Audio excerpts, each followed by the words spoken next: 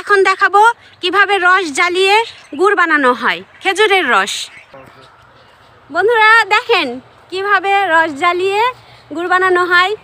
আগে কড়াইটা চুলার উপরে দিচ্ছে, এবার রস ঢালবে।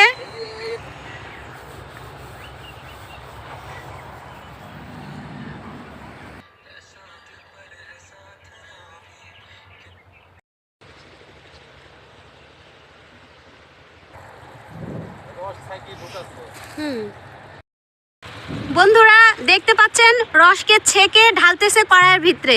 এখন এটাকে জ্বালাবে, জ্বালায়ে এটা তৈরি হবে খেজুরের পাটারি গুড় এবং ঝোলা গুড়।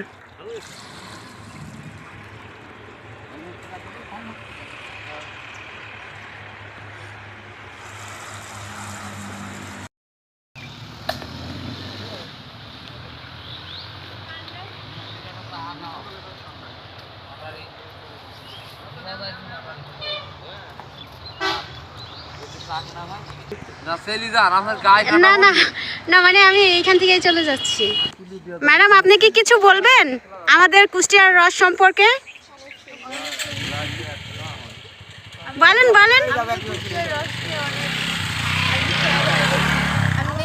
আমি আবার এখানে এসে আবার কুষ্টিয়ার রস ট্রাই করব। কিছুদিন পর আবার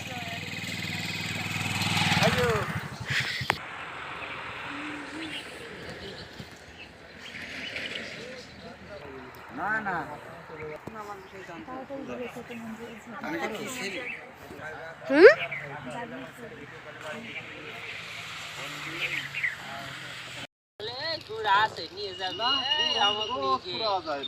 আজকে জোর করে ঠেকা রাখি 40টা গাছ আজ বেশি কাটা